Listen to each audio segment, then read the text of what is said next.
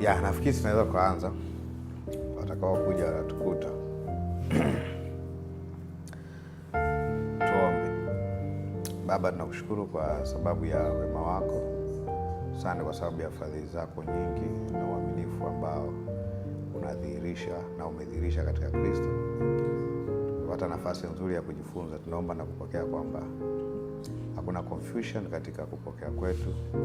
Hakuna confusion katika kutoa. Tunajifunza na kupokea ufunuo wa neno lako kwa uwazi zaidi. Kile ambacho maandiko yameweka wazi tunachokiona. Tunaona ile nia ya Mungu kwenye maandiko ikiwa wazi katika macho yetu na masikio yetu. Ili mwisho wa siku tuweze kutenda na kuenenda kama unavyotaka tuenende. Tuweze kuyatimiza makusudi yako makamilifu hapa duniani katika jina la Yesu. Amen. Karibu kwenye session yetu ya 13. Tukiwa tunajifunza Introduction to God's Plan for Salvation, utangulizi kuhusu mpango wa Mungu juu ya wokovu, ambao tulikuwa tumeanza kudeal na mambo gani ambayo tumepokea tulipoamini, things we have received when we believed, ambao tumeona mambo kadhaa. Tumeona mambo kadhaa ambayo ni tulisema muamini amehesabiwa haki na ni mwenye haki. Kwa hiyo tulikuwa tuna discuss haki kwa muda mrefu, kuanzia kwenye haki ni nini, haki inapatikanaje, kuna uhusiano gani wa haki na matendo, ambao Yakobo James alituweka pale tukakaa muda wa kutosha. Kwa hiyo Yakobo alituweka kama wiki 2 hivi. Tuna kwenda na kurudi Agano la Kale, Agano Jipya kwa maana ya vitabu. Tulimchambua Ibrahim sana. Tukamchambua tukamchambua wa mdada Rahabu. And then tuka close ya kwamba tunahesabiwa haki kwa imani, si kwa matendo. Lakini haina maana haki ya mtu aliyehesabiwa haki kwa imani matendo yake hahitajiki au si ya muhimu. Na tukaona ya kwamba yana umuhimu sana, kiasi kwamba hata Yakobo anasema imani ile ikiwa na matendo itamuokoa mtu mwenye uhitaji. Na tumefanya good study on that kwa kutumia Ibrahim kwa maana ya Mwanzo 15 na Mwanzo 22 na Rahabu kwenye Yoshua 2. Kwa tumefanya study ya kutosha hapo. Yes, in fact hakuna kutosha ya mwisho, lakini tunaendelea kujifunza. Lakini leo nataka tuende kidogo kwenye concept nyingine inazungumza mambo ambayo tumepokea tulipomwamini Yesu Kristo. Kwa hiyo tutadeal na a believer is sanctified and holy. Muamini ameoshwa na ni mtakatifu, au ametakaswa na kuoshwa, sanctified and holy. Kidogo neno sanctification inasumbua watu wengi, lakini tutapata muda wa kufanya study ya kusanctify ni nini, kufanywa holy ni kitu gani, kufanywa mtakatifu ni kitu gani. Ni jambo ambalo Mungu analifanya kila siku au Mungu amelifanya mara moja? Kwenye kazi ya kwanza iliyomfanya Yesu aje duniani, au job description ya Yesu, utaiona kwenye Mathayo 1:21, ambayo ilikuwa explained kwenye Old Testament, na malaika akamention, akataja mara ya kwanza kwenye Mathayo 1:21 akiwa anaongea na Yusufu. Anasema, naye atazaa mwana, nawe utamwita jina lake Yesu, maana yeye ndiye atakayewaokoa watu wake na dhambi zao. And she shall bring forth a son, and thou shalt call his name Jesus, for he shall save his people from their sin. Kwa kuna uhusiano wa neno save na sins. Wokovu au kuokolewa inahusiana na dhambi. Kwa hiyo ukishataja neno kutakaswa au kuoshwa, moja kwa moja ni rahisi to relate na dhambi. Lakini unaweza kuangalia kwa upana, is it about sin au something else? lakini kazi maalum sema iliyomleta Yesu kufa na kufuka ni kwa ajili ya dhambi, na ameelezea hapa job description yake. Actually huwa anauliza a bit of a challenging question. Kwa nini Yesu Isaya amemtabiri kama Emmanuel, lakini malaika hapa amesema mtamwita jina lake Yesu, na wakapiki Yesu hawakuchukua Emmanuel? Sababu Isaya amesema ataitwa jina lake Emmanuel, Isaya 7:14. Kwa nini malaika hajapiki kwa prophet Isaiah? Lakini tunaona Emmanuel is not used as a name. Kwa nini? Kwa sababu japokuwa Emmanuel na Jesus au Yeshua, Emmanuel na Yeshua zote zinazungumza habari za ukombozi wa mwanadamu, lakini Emmanuel ni temporary compared to Yeshua. Nitaelezea vizuri. Mungu ni Mungu wa kuokoa. Ukisoma kwenye maandiko ya Agano la Kale, hiyo statement utaikuta mara nyingi. Yona kwenye Yona 2:9 anasemaje? Salvation belongs to God. Wokovu ni wa Mungu. Basically Mungu ni Mwokozi. Hiyo ni permanent job yake. Actually hata unasoma story hizi za kutoka Misri kwenda Kanani, zote ina signify masuala ya wokovu. Ujenzi wa safina, masuala ya wokovu. Ujenzi wa hema ya kukutania, masuala ya wokovu. Kwa Mungu ni Mwokozi, hiyo ni permanent state yake. He's not going to change that. He was, he is, he will always be. He saved, he saves, he's always saved.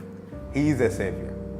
Kwa malaika alisema mtamwita jina lake Yesu.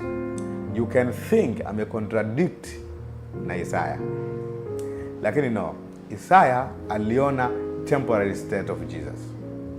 Temporary state of Jesus maana yake nini? Emmanuel. Emmanuel maana yake ni Mungu pamoja nasi. Okay, kwa sababu sisi hatukuwepo, tukisema Mungu pamoja nasi tutakuwa hatuko sawa, kwa sababu kwa maana ya kuwepo kule anapozungumzia Isaya ni incarnation, kumwilishwa kwa Mungu, Mungu kuchukua mwili, si ndio? Lakini sasa hivi Mungu yuko katika mwili. Yesu, wale sasa hizi unakula ugali leo na samaki 5 hapa. Sema nichemshie, mimi sipendi ya kuoka, nimekula sana na kina Petro. Yeah, Jesus not today physically present, kwa maana ya yeye katika mwili wake, lakini tuliuona. Yohana anasema tuliuona utukufu wake, mwana amefanyika mwili.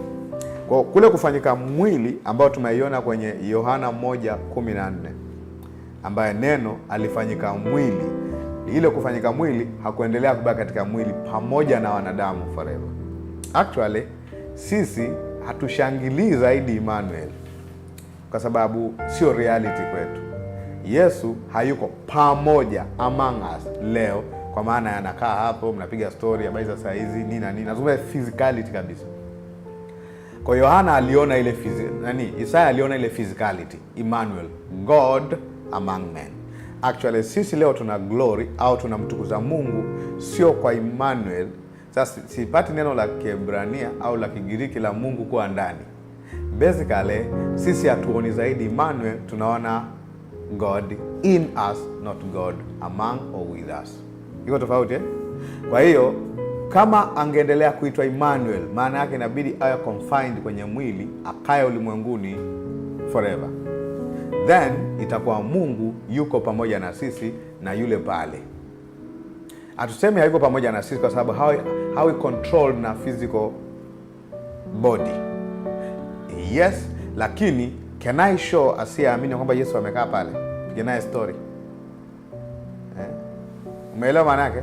In fact sasa hivi akitenda kazi, anatenda kazi kupitia sisi. Sawa eh? So he's still here but now not himself there in us. Sawa eh? Kwa hiyo Yesu bado anaendelea kutenda kazi yake, lakini anatenda kazi ndani yetu kwa sababu sisi tumefanyika makao yake.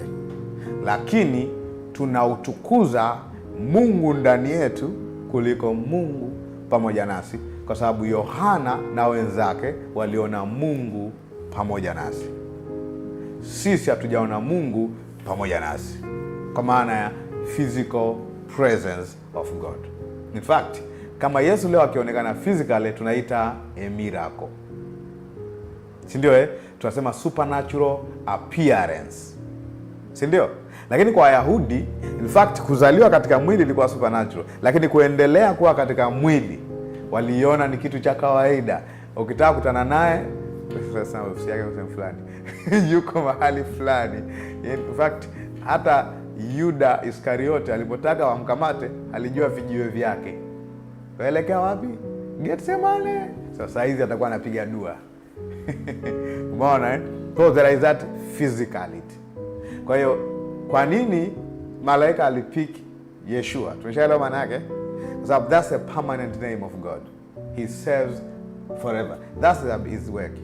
Lakini ile interruption ya Mungu kuchukua mwili na kutokuwepo katika mwili, pale muda unaitwa Emmanuel, Mungu pamoja na wanadamu.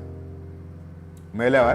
Kwa hiyo Isaya hakuona jina lake particularly. Aliona nini? State yake, hali. Umeelewa? Aliona hali aliyokuwa nayo. Alimwona Mungu katika mwili. Na hiyo unajua amepiki wapi? Kwa Musa. Musa ndo ameandika Mungu chukua mwili mara nyingi. In fact, Musa wakati anatengeneza hema kukutania, aliambiweje? Atengeneze mfano wa kile alichokiona. Kumbukumbu Torati 25 mstari wa 40 pia na mstari wa 8 na mstari wa 40. Atengeneze kama alivyoona. In fact, kuna kitu alikiona, lakini alichotengeneza atengeneza mfano wa kile alichokiona. Kwa kile ilikuwa ni symbol of something he saw. Mfano wa kitu alichokiona. Ambacho alichokiona ni spiritual, lakini akajenga kwenye object, kutry kuelezea Wayahudi nini Mungu anakifanya. Alafu maelezo ya Mungu wakati anajenga alimwambiaje? Nipate kukaa pamoja nao. Si ndio? Nipate kukaa pamoja nao. Kwa hema ya kukutania ina signify God among men. Now, hiyo ilikuwa ni how Moses presented. Namna Musa alipresent. Kwa hema ya kukutania, alafu ikaja kitu kingine, baadaye ikaimarishwa, ikatengenezwa ikawa bora, ikaitwa nini? Hekalu. Which is, wote tunajua kwamba Stefano alipigwa mawe aliposema Mungu akae hekaluni. Ina maana hiyo physical ilikuwa sio yenyewe, ilikuwa ni shadow, kivuli cha kitu chenyewe. Mungu anataka kukaa pamoja na wanadamu na eventually akae ndani ya mwanadamu. Sawa? Kwa alimpiga mawe. Na in fact, Yesu wakati anakufa, kwa sababu practically alikuwa anaonyesha kwamba hichi ambacho mlikuwa mmekijenga kina signify something I'll do in resurrection. Alipokufa, pazia la hekalu lilipasuka, kuonyesha kwamba patakatifu pa kimwili Mungu alikuwa ndani. Washikaji wakaenda wakashona tena, ili dini ibaki ya nini? Mungu yuko humu ndani na tuminami, tumpe sadaka, sadaka za kuteketezwa. Anasema Mungu hakai mahali, kwa sababu pazia lilipasuka. Chwa! Akasema jamani, kuna maboksi. Wao akasema haiwezekani. Miaka 46 tumejenga alafu isiwe significant. Kwa sababu ilikuwa inaua significance ya nini? Ya temple. Wangeweza kukutana pale kama ambao tunakutana leo kanisani kumwabudu Mungu katika roho na kweli, sio kwenye objects. Lakini wakabakiza nini? Objects. Wakabakiza vitu. Wakabakiza vivuli. Na ilikuwa, unajua kitu kifanyika muda mrefu, kurekebisha ni kazi. Watu walipigwa, waliuawa. Wakiwa kuna nani? Wakina Stefano. Walimsagia meno. Kwa nini? Mungu akae mahali aliyojenga mikono ya wanadamu. Ina maana Mungu anakaa mahali alipopajenga mwenyewe, ambayo ni nini? Muamini. Sawa Ambayo amejenga kwenye kufa na kufuka kwake. Kwa hiyo unaona primary purpose ya Yesu kuja ni kudili na issue ya mwanadamu aliyokuwa yuko, ambayo ni katika dhambi.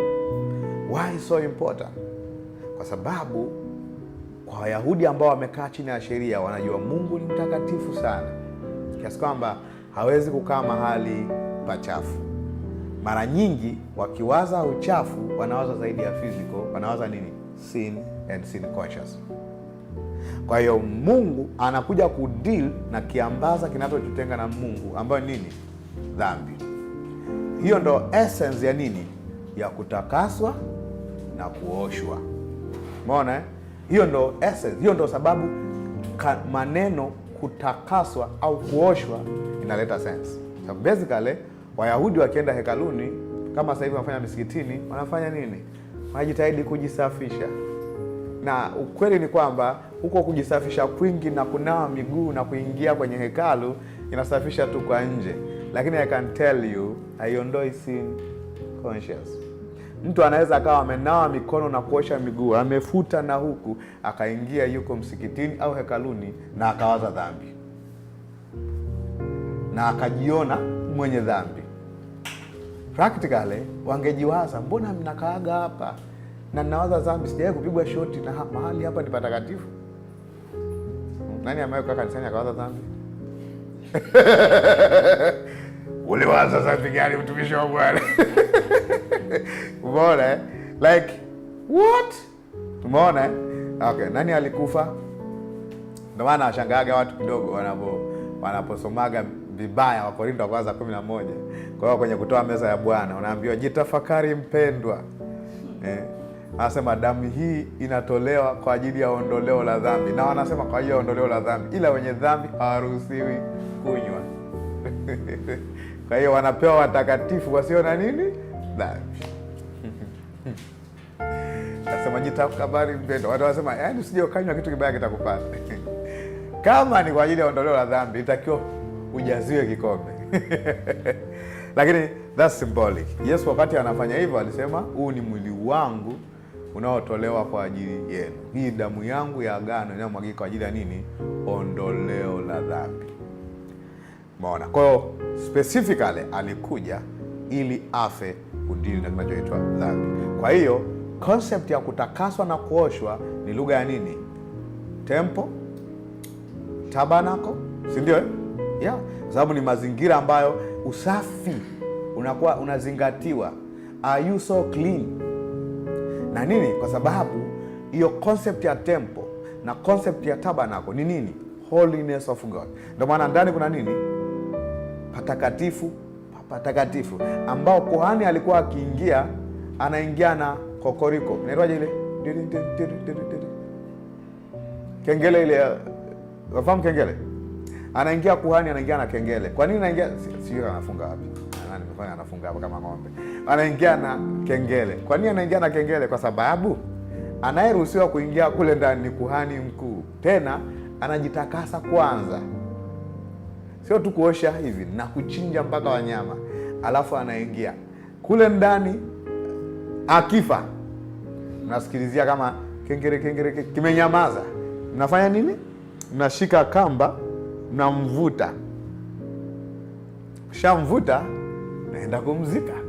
Tunamtafuta nani? Kuhani mkuu mwingine. Aingia wapi? Ana dhambi. Inawezekana amewaza dhambi huko ndani. Ndio, yani ukiwa chini ya sheria, vimeo ni vingi sana. Watu wanakufa kama kuku kwa sababu ya sin conscious. Nitawaambia nani anaua kwenye hema kule ndani uko mbele. Kwa hiyo akienda tu nitawaambia kuna true nature of God. Kwa tayari wao wanajua, kwa sababu wao wanajua Mungu ni mtakatifu sana. Huwezi kumkaribia ukiwa na nini? Dhambi. Hiyo Musa amewajengea hizo concept tangu mwanzo. Sawa? Sio kwa sababu Mungu si mtakatifu. Sio kwa sababu Mungu alikuwa anawaua. Ni kwa sababu wao wenyewe walichagua njia hiyo. Walichagua matendo kama njia ya kuplease Mungu. Musa, wakati unajua Wayahudi walikuwa hawakuanza, ngoja labda niwaeleze kidogo kabla tujaenda kwenye detail study. Unajua Wayahudi hawakuanza kunungunika, hawakuanza kufa walipoanza kunungunika. Si ndio? Walikuwa wananungunika na walikuwa hawafi. Wakati wanatoka Misri, njiani. Waliponungunika, bahari ya Shamu ilifunguka Musa alipofungua bahari ya Shamu, aliponyanyua fimbo yake pale, walikuwa wametoka kumnungunikia, si ndio? Walikufa?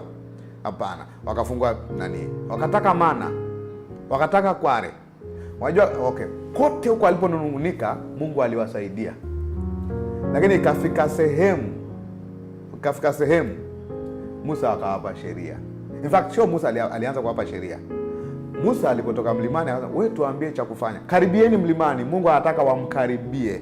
Akasema no, hatustahili. Unajua sio lugha nzuri. Mungu hahitaji ustahili umkaribie. Anataka umkaribie akusahilishe. Lakini akasema hatustahili. Mungu aliwataka wawe nini? Walitaka wote wamkaribie Mungu. Wakamtafuta mediator ambaye ni mwanadamu. Ambaye mediator kati ya Mungu na mwanadamu ni nani? Yesu Kristo. Kwa actually Mungu alitaka wamkaribie yeye, wakasema hatuwezi. Wakakimbia kwenye ule mlima. Kwa akasema, kwa hiyo mnatakaje? Asema, Musa, wewe tuambie tu mambo ya kufanya, inatosha. Hapo ndipo walivyobugi step. Kwa Musa akawaandikia vigezo na masharti. Zingatiwa. Kuanzia hapo wakaanza kufa kama kuku. Alafu Biblia inasemaje kwenye Agano Jipya? Nafikiri ni Wagalatia au Warumi, nasema sheria ndiyo itiayo hasira. Maana pasipo sheria hakuna nini? Dhambi. Kwa kila mara walipokuwa wakijiona kwenye dhambi, they attract death. Wakaanza kufa kama kuku. Kwa basically walikuwa hawafi kabla ya nini? Sheria. Wananungunika asubuhi, mchana na jioni, lakini the mercy of God was upon them. Wakasema, now we don't want God, a merciful God. Na sio nataka tufanye mambo kumfurahisha Mungu wetu. Tuanze vigezo. Ndio maana nakwambia hivi, hakuna kitu mwanadamu anajisubmit tu kama kuishi chini ya sheria. Sababu immediate chini ya sheria uko chini ya laana. Kwa sababu atendaye mambo hayo ataishi kwa hayo. Sio Mungu, ni wewe tu atendaye. Maana yake wewe ndio unajitengenezea baraka na wewe unajitengenezea laana. Kwa keep up with yourself. Ni wewe unatengeneza score point. Ukizingua unazinguka, ukipatia unapatia. Ndio essence. Ndio maana Wakristo wanavobugiaga Biblia ovyo ovyo bila kusoma. Hii ni sheria ya dhambi na mauti, hii ni sheria ya roho wa uzima. Wanabugia yote. Wanasoma na kusema, angalia imeandikwaje? Kutoka Kumbukumbu la Torati 28. Wanasoma utakuwa kichwa tu wala sio mkia. Baraka hizi zitakufuata na kupata ikiwa utaishika. Utaisikia sauti ya Bwana Mungu wako na kuyashika yote nikiamuru. Maana ni wewe kuyashika yote. Alafu asemaje? Usipoyashika yote, vimeo hivi hapa. Kwa pale sio Mungu, ni wewe unajipambania kombe. Sawa Actually the law itself, kwa sababu sio mpango, sio primary purpose of God. Naomba tuwe lugha hiyo. It attract the devil to work. Kabisa. It attract the devil. Kwa sababu inaleta nini? Condemnation. Who plays the role in condemnation? Sasa Mungu hakumtuma mwana ulimwenguni ili aje kuhukumu ulimwengu. Okay. Anayehukumu ni yule mshtaki. Kwa watu wanaanza kufa kama kuku walipoanza kupokea nini? Torati. Walipokea sheria. Wakakataa nini? Neema ya Mungu. Wakataa freedom ya Mungu relate nao. Mungu alitaka Israeli wote wawe ni taifa la makuhani. Kila mtu ana uwezo wa kumtumikia Mungu. Walipokataa, wakataka watu wachache wawe watumishi na wengine watumishi. Ndio maana waamini wote nini? Ni watumishi wa Mungu. Mungu alitaka iwe hivyo. Ukuhani wa kifalme, priest ni watumishi. The kingdom of priest. Alitaka iwe hivyo tangu mwanzo. Where anybody an access to God. Kila mtu ana access to God. Kwa alipoanza kuchemka pale. Kwa hiyo Wayahudi kwa sababu wamekaa mamia ya miaka chini ya Torati au chini ya sheria, wakiwa wanafanya kama hivyo, wakiwa na sin conscious, how do you tell them ya kwamba sasa Mungu anaweza kukaa ndani yao? You come back to their concept, kuoshwa, kutakaswa. Si ndio Yes. Now kwa sababu walikuwa wanajiosha wenyewe, natakiwa waonyeshe kama kuna kitu bora cha kuwaosha, wastahili sio tu kuingia hekaluni, lakini mwenye hekalu Mungu mwenyewe kukaa ndani yao. Umeelewa makapo? Kwa hiyo ni kitu cha muhimu sana. Kwa ukizungumza, kwa sababu sisi tuna background, hatujawahi kujiosha, unaweza usielewe hizo concept imetoka wapi. Ndio maana nimeanza na concept ya temple na nini? Na tabernacle. Hema ya kukutania na nini? Mbona nikatiza mtumishi wa Bwana?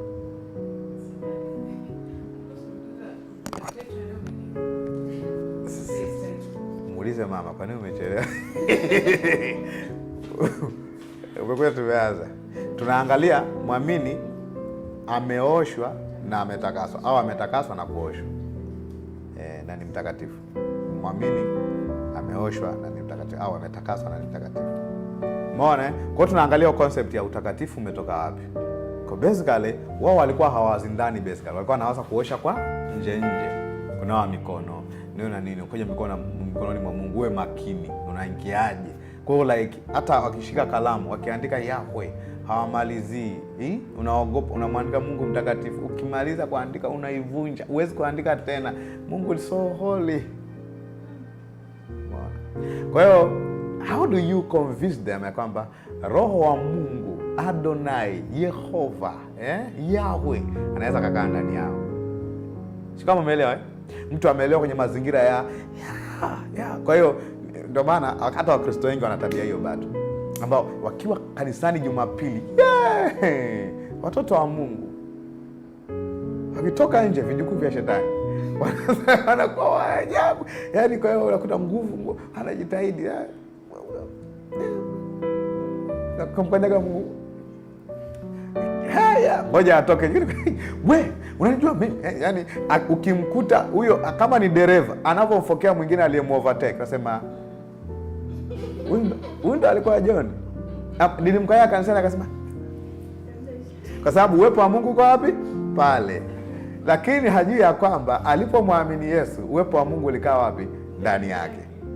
Do you know, kama Wakristo wangejua uwepo wa Mungu uko nao wakati wote, unajua tabia zao zingebadilika sana. Lakini tunajua uwepo wa Mungu uko confined pale tunapoingia tu, Mungu yuko hapa. Tuna act very smart. Hakuna shida yote kwa act very smart kanisani na kwa act very innocentico. Lakini inakuwa ni maigizo kama unakuwa innocent kwa muda wa masaa mawili, alafu siku 6 zingine na masaa 22 aliyobaki ni kama mnyama. Umeelewa ninachomaanisha? Umeelewa ninachomaanisha? Ndio maana Paulo anawaambia wa Korinto, hamjui ya kwamba ninyi ni hekalu la Mungu. Sasa unajua kama mtu amekaa hekaluni, alafu anambia sasa wewe ndio umekuwa hekalu. Maana yake ndio maana alipowaambia akasemaje? Miili yenu asema ni hekalu la Mungu. Asema mtukuzeni, ninyi si mali yenu wenyewe, mtukuzeni Mungu katika miili yenu. Sio hekaluni tu, na kwenye hili tempo ambalo ni wewe. Kwa tayari inabeba image of wow, I actually carry the God nilikuwa namuogopa kwenye tempo, actually sasa anakaa ndani yangu. How do I carry him along? Umeona that inatakiwa iwe permanent kwenye akili ya Mkristo, ya kwamba jamani amekuja kukaa. Kwa niwe conscious na nisio conscious nayo tu wapi? Kwenye Jumapili kwenye session. Ninaponyanyua mikono sema Mungu wewe ni mtakatifu. Wewe ni mwema sana. Ukitoka hapa nasema mambo ya kanisani yaache kanisani. It was supposed to be there. Kwa hiyo ndio ngoja sasa umenikatisha, lakini uliza tukasosha negative. Oh sorry.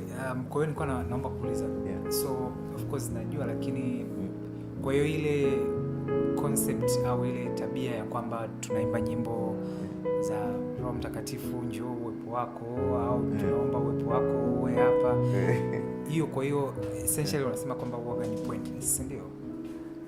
Yeah, naogopa kusema pointless immediately. Yeah. Kwa hiyo basically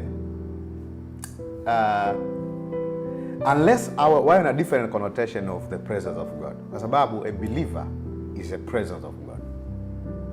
Now we should take that kwa makini, kwa sababu a believers gathering together is actually ndo sababu kusema uwepo wa Mungu uko hapa, kwa sababu tuko hapa. The carriers themselves, the temples themselves are here. Kwa uwepo wa Mungu uko hapa kwa sababu tuko. Hiyo ni moja. Unless we are talking about the manifested presence of God. Ambapo basically unapozungumzia uwepo wa Mungu uliodhihirishwa, maana yake you are seeing miracles, you are seeing people getting healed. Maana yake nini? Unauona utendaji wake. If they are talking that's okay. Lakini kama unamuita Mungu atoke sehemu A aje kanisani wakati huo, tunaomba uwepo wako uje hapa, Baba shuka sasa. In fact, unapojifunza kweli, hata ya maneno yanaanza kuwa na ukakasi. Sema Baba shuka sasa. Kwa sababu basically hashuki kutoka mahali popote, kwa sababu anaketi ndani yako.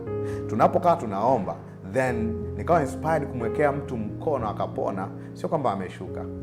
No, ni mimi nimefanya nini? Nimemreveal. His glory is now manifested. Kwa hiyo God among us can be manifested. Wasema uwepo wa Mungu ulikuwa mzito, it was heavy, it was doxa, it was glorious. Sawa? Lakini haina maana ndo amekuja sema wanangu nimekuja kuwatembelea. Nimekuwa mkiomba sana uwepo wangu. Mimi nimekuja leo. Habari za saa hizi? Naendeleaje? Jamani sasa nataka kuwaponya. No. Sawa. Kwa hiyo sasa kumuita Baba shuka sasa. Baba shuka sasa. Unajua kuna nyimbo nyingi tunaziimbaga na shida kidogo. Mimi nikisikia mtu anaimba nauliza, unajua new creation realities kweli? Unajua ni makao ya Mungu. Nasema Bwana Yesu uko wapi? Mpenzi wangu rafiki. Na watu watoka machozi kabisa. Njia gani umekwe? Unamchora kabisa. What question is that? Ningekuwa na, yani kama hata nyimbo hizo kumwimbia mtoto. Fikiria, ningekuwa na mabawa, ningeruka upesi. Sikiliza sasa. Milimani, mabondeni. Unamtafuta nani? Yesu. Kwamba Yesu kwa milimani na mabondeni. Okay, kuna mabawa sasa. Utafanyeje? Napaliza sauti yangu, nasema wapi Yesu? Niko ndani yako, acha ujinga. Unasikia? So there is when mwamini asiposeto na uhalisia wa alivyo katika Kristo, atafanya vain activities. Ikiwa ni calling God to appear. Au kuimba hizo nyimbo za kusema uko wapi? Shuka Bwana, shuka, shuka Bwana, sikuiti hukumu ila shuka. Unajua kumpangia. Anambia njoo usihukumu ila shuka. Afu nani amekwambia Mungu kazi yake ni kuhukumu? Kwa sababu katika mwili alikuja ulimwenguni, anasema sikuja ulimwenguni, kwa sababu neno mwana pale ni just like God, son, God in the flesh. Anasemaje? Siku ili kuhukumu ulimwengu, bali ulimwengu uokolewe katika Yesu. Anamwambia shuka, sikuiti hukumu, kija tulia. Usilete nini? Vurugu. So these guys are so powerful. Wanamtuliza kabisa. Usilete vurugu. Ukishuka usihukumu, fanya nini? Usihukumu ila shuka. Afu mbona uko mbali? Hiyo sikulaumu jamani.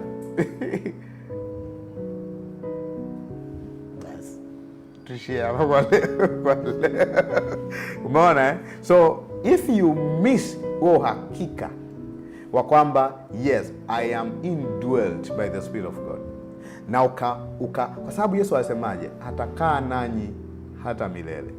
Kishasema hata milele ni milele. Na alisemaje? Unajua unabidi uchukue maneno ya Yesu kama uhakika. Usione kama anachora, sio anachora watu, unajua usimuone Yesu kama anachora watu. Kwa sababu sehemu ya faith ni kuamini maneno yake. Alisemaje kwenye Yohana 28:10-20? Alisemaje? Kwenye Great Commission pale. Nimepewa mamlaka yote mbinguni na duniani, basi nendeni mkawafanye mataifa kwa wanafunzi, mkiwabatiza kwa jina la Baba na Mwana na Roho Mtakatifu. Asemaje? Na kuwafundisha kuyashika yote nilio waamuru. Na tazama, behold, this is a reality, nipo pamoja nanyi hata ukamilifu wa dahari. Mtu aliyesema nipo pamoja na wewe, hajasema nitakuwa. Anaonyesha maana yake, you guys, I will always be with you. I will be with you always. Unajua maana always? I'm not going to leave. So basically, Jesus is right now in the world, in the believer. And he's not have a plan to leave. Sawa eh? Amekuja ili akae nasi milele. Sasa if you miss that, ndio utaanza machaura.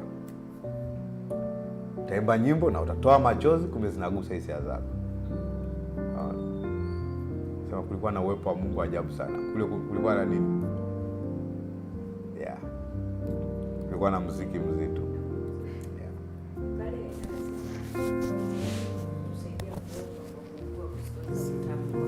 Yeah. Kuna kuugua. Kuna ile kuugua pale kwamba labda mtu unapokuwa unasali unajisikia kulia tu. Wala sio Roho Mtakatifu Sio Roho Mtakatifu. Kwanza umesema Roho Mtakatifu. Hapo wewe anasema wewe umesema umenukuu Warumi 8:26. Roho Mtakatifu hutusaidia kuomba kwa kuugua, usikuweza kutamkwa. Roho Mtakatifu. Sio wewe. Sawa. Roho Mtakatifu. Sawa, sio wewe. Sasa mtu anapokuwa anasali anasikia kulia. Hiyo ni yeye sasa, sio Roho Mtakatifu. Sio Roho Mtakatifu. Roho Mtakatifu anauguliaje? Sasa hiyo ni shule tukaanza maombi tujifunza. Sababu hata neno pale kuomba kwa kuugua sio maombi ya kawaida. I'll explain. Sawa? Tuta explain kabisa. Kwa hiyo sema mimi ninaomba kwa kuugua kusiweza kutamka sasa. Alafu wewe unalia na unatamka maneno. Alafu nasema Roho Mtakatifu ndio analia sasa naugua. Kwa hiyo ndio anaugua ndani yako. Kwa hiyo naona ugua wewe. Kwa analia nini sasa Roho Mtakatifu? Naye ana shida gani? Alafu ni msaada wako. Alafu yeye ndio analia sasa mnalia wote. Sawa. Sasa tuenda kilio tu.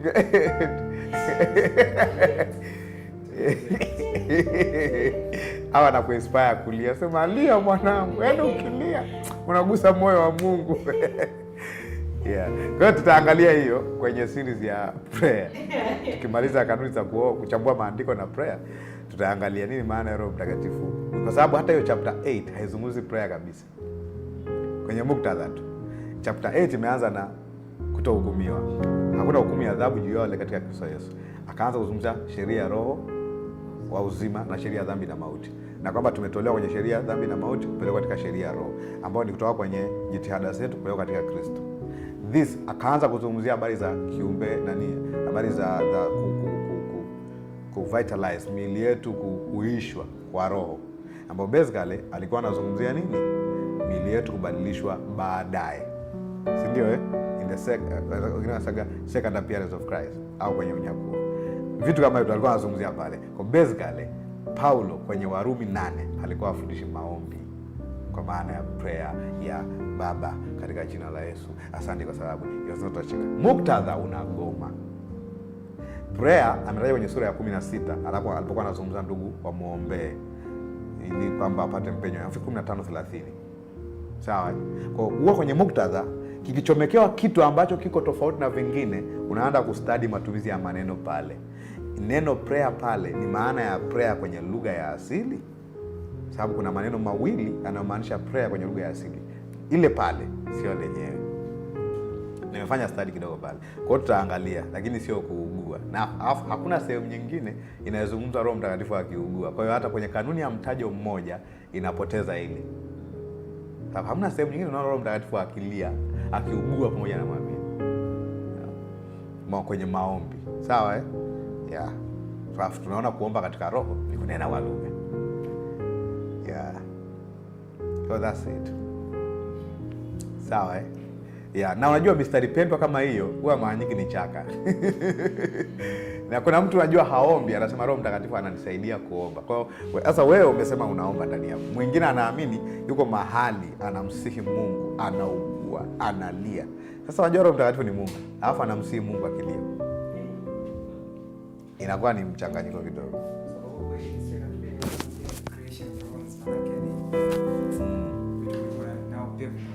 Yeah. Na hiyo sasa unaingia sasa kwenda kuchambua. Lakini sasa hata ile groaning ya creation ni kwa sababu ya state of a fallen state of man. Mwanadamu anaishi katika hali ya mwili wa anguko. Sio sisi pekee yetu tunaoathirika. Everything inaathirika. Kwa sababu ukiona hata pale unapoona nchi imelaaniwa, basically sio nchi, ni matendo ya Adam yanaleta effect. Everything is corrupt because of man.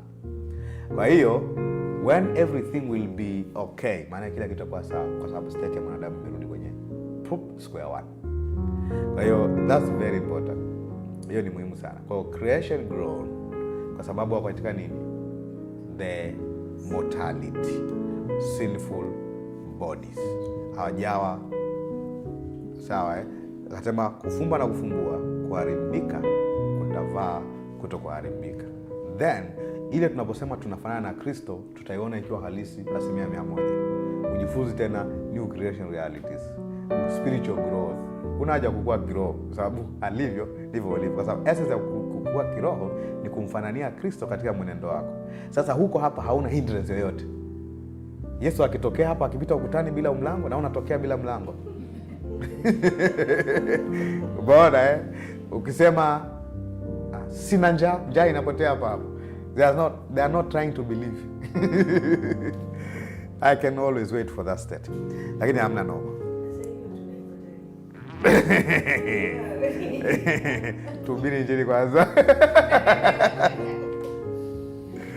Sawa Yeah, ndio maana Yesu anasemaje? Paulo anasemaje? Tusiogope kwa ile ndugu aliyotangulia katika Kristo kwa sababu wamelala. Ina maana atafufuliwa. Yeah. Kwa hiyo concept ya kuoshwa ni matokeo ya nini? Temple na nini? Na tabernacle. Ni hema ya kukutania concept na nini? Na hekalu. Vitu ambavyo walifanya muda mrefu. Sasa huwa wanaweza wakaleta reflection ya kuwa kuoshwa kwa maana anarifaa kuna uchafu. Kwa hiyo kuoshwa, chochote ambacho naona Mungu anakifanya, maana yake Mungu anaanza kwenye asili ya mtu, ambayo eventually italeta effect kwenye mwenendo. Si ndio Si ndio? Kwa anazungumza kuoshwa, maana yake ni kitu cha ndani, lakini italeta effect kwenye mwenendo. Kwa tunaona anaweza, ndo nataka nisomee mstari ambao unaonyesha maelezo ya kuoshwa ikifananisha na tabia za watu wa mwilini, kwamba hawajaoshwa. Sasa tusome kwenye Wakorintho wa kwanza 6:11. Juu ameeleza tabia za watu wa mwilini, alafu anawaambia hamko hivyo. Alafu anaanza kusema hivi kwenye Wakorintho wa kwanza, 1 Corinthians chapter 6 verse 11. Wakorintho wa kwanza 6:11. Juu ametoka kuwakemea waamini wanaopelekana gerezani, wanaopelekana jela, wanaofanyiana vituko, sijui na nini. Akifika 11 akaanza kutaja tabia za 19 pale. Wadhalimu, waasherati, wazinzi, wezi. 11 asemaje? Na baadhi yenu mlikuwa watu wa namna hii. Si ndio Hii ilikuwa ni kawaida ya ulimwengu. It's not a surprise kufanya hivyo. Ni surprise kwenu kwa sababu si asili yenu. Sio mambo liorithi katika ufalme wa Mungu. Hapa asema lakini, nataka uone hiyo neno, lakini mlioshwa. Kwa anawarudisha kwenye state walionayo ya kwamba wafanya nini? Wameoshwa. Alafu anatumia neno past, mlioshwa. Unajua tayari wana changamoto Sura ya 5 kuna mtu ana changamoto. Si ndio Yes. Anatembea na mke wa baba yake. Sura ya 6 ametaja wanaopelekana gerezani, alafu anasema mnaenenda kama watu wenye tabia hii. Lakini anasema hivi, kama nilikuwa nikiwaambia mara nyingi, kama muamini anasaidiwa, you take him back to the identity, asili yake katika Kristo. Kwa hapa anawarudisha kwenye namna walivyotendewa katika Kristo. Lakini mlioshwa. Sawa lakini mlitakaswa. Lakini mlihesabiwa haki. Mbona maneno matatu Mlioshwa, mlitakaswa, mlihesabiwa haki. Hajasema mtahesabiwa haki, mtaoshwa, mtatakaswa, mlitakaswa. Sawa? Alasema lakini, nasoma Wakorintho wa kwanza 1 Corinthians 6:11 kwa ajili yenu. Fungua 1 Corinthians 6:11. Wakorintho wa kwanza akasema na baadhi yenu mlikuwa watu wa namna hii, lakini mlioshwa, lakini mlitakaswa, lakini mlihesabiwa haki katika jina. Kumbuka maana ya jina jina maana yake onoma katika jina la Bwana Yesu Kristo. Mbona hilo jina jina la Bwana Yesu Kristo? Kwa basically ukiona jina la Bwana Yesu Kristo anazungumzia mauti na ufufuo wake. Unakumbuka Okay, akusemaje? Na katika roho wa Mungu wetu. Neno na pale sio de ni kiunganishi kinachounganisha vitu viwili tofauti. Kai inatumika kama kuelezea kile ulichokitaja. Ng'ombe na punda wanapigana mateke. Ng'ombe na punda Kiswahili. Ng'ombe na punda wanakunywa maji. Pale utaweka de kwenye Kigiriki. Ng'ombe anapiga punda. Ngoja. Aliyepunda. Nafikiri ngoja nitumie mfano wetu maarufu. Rais na kamishna wa polisi watakuwepo hapa leo. Pale utaweka nini? Sababu ni watu wawili tofauti. Rais na amiri jeshi mkuu, mtaweka wingi au mmoja pale? Atakuwepo hapa. Lakini nimeona kama nimetaja vitu viwili, rais na amiri jeshi mkuu. Kwa Kiingereza, Kiswahili chetu na Kiingereza wataweka and, si ndio? Kama ambapo wameweka and kwenye ile rais na kamishna wa polisi, si ndio? Lakini kwenye rais na amiri jeshi mkuu wataweka nini? Kai.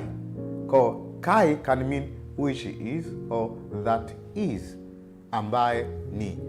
Kwa hiyo mlihesabiwa haki katika jina la Bwana Yesu Kristo na katika Roho wa Mungu wetu. Pale ni nini?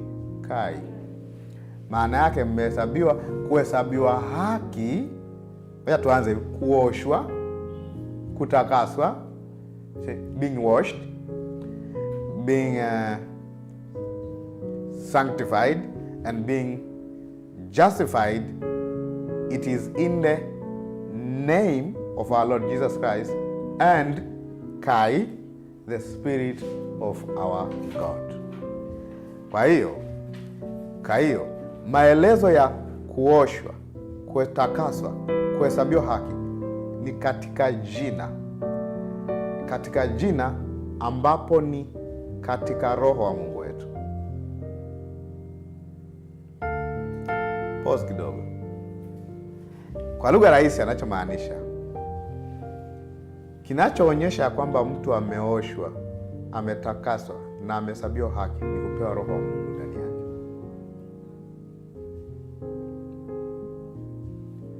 Kama unakumbuka kwenye temple na tabernacle language, ina make a lot of sense.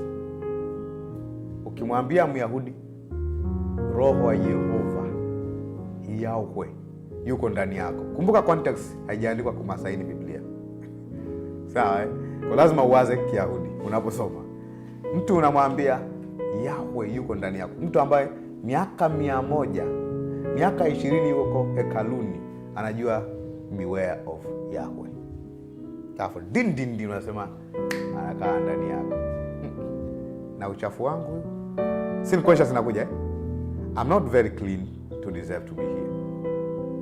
Sindio? Sindio?